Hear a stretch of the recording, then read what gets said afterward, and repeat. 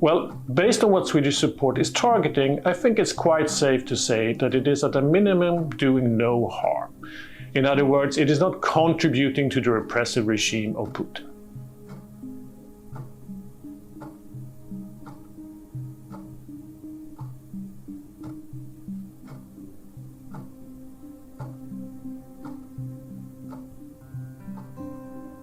To understand why Sweden has been providing support to Russia, and still is, we need to understand what that support is actually financing and what its purpose is.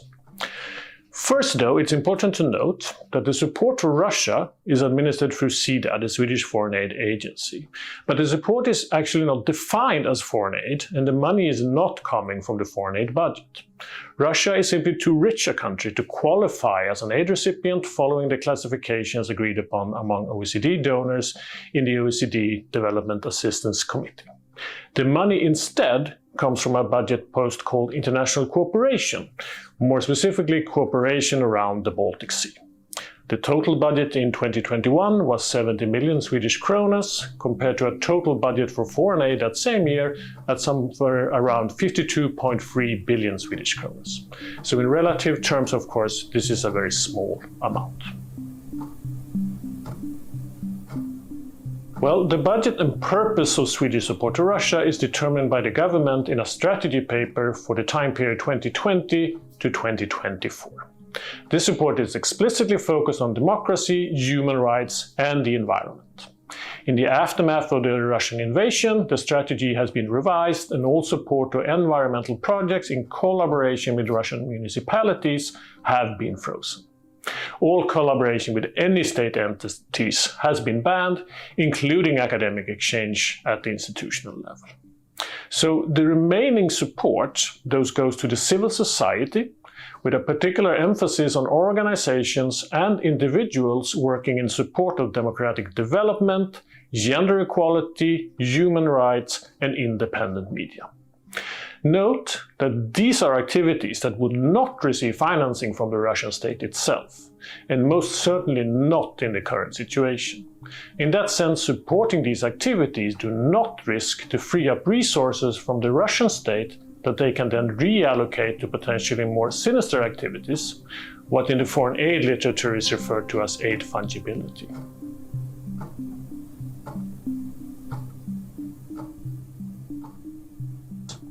Well, based on what Swedish support is targeting, I think it's quite safe to say that it is at a minimum doing no harm. In other words, it is not contributing to the repressive regime of Putin. It is also clearly doing good in the sense that it is supporting individuals and organizations in vulnerable positions trying to contribute to a development of Russian society that is in line with the ambition of the Swedish government. The more challenging question, though, of course, is the extent to which these activities stand a chance of actually making a difference in the current climate in Russia. Even though not by definition foreign aid, the purpose of the support is the same as that of democracy support from the aid budget to promote democracy. It is therefore possible to draw some lessons from the existing academic literature on the effectiveness of democracy aid. So a recent report by the Expert Group for Aid Studies here in Sweden offers a review and a so-called meta-analysis of the existing literature, emphasizing both democracy aid in general and democracy aid from Sweden more specifically. The good news is that it shows that on average, democracy aid contributes positively to democratic development, and Swedish support even a little more than aid from other donors in general. The report also finds that what they refer to as core democracy aid, which is things such as support to elections, support to parliaments, political parties, independent media, human rights, and democratic engagement, all of these different activities makes most of a difference. Aid, on the other hand, to the legal system, anti-corruption efforts, public administration reform, and organizations working with women and gender issues also has a positive effect, but a somewhat smaller such. The less promising conclusion from this report, though, in the context of the current situation in Russia, is that the report also finds that the ability to make a difference in the short term, at least, is smaller in more repressive states, moving in the wrong direction from a perspective of democratization. And this is, of course, something that unfortunately is very true for Russia at the moment.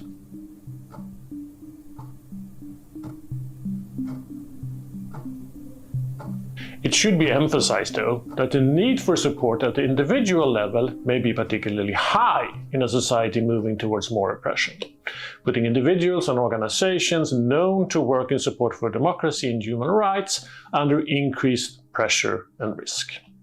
There is also a moral dimension in this, with a certain responsibility to take responsibility for existing partnerships.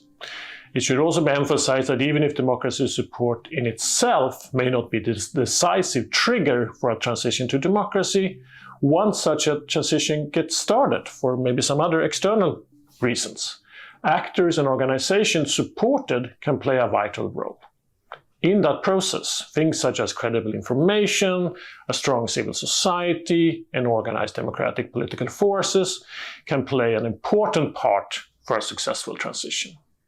Democracy support is thus one of very few available channels through which progressive elements in a country like Russia can be backed from abroad.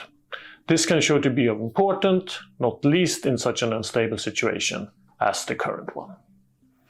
And finally, one can argue that the war in Ukraine may even motivate an expansion of support to the democratic forces in Russia, not least now when the Putin regime is increasing the repression of any dissenting voices within the country.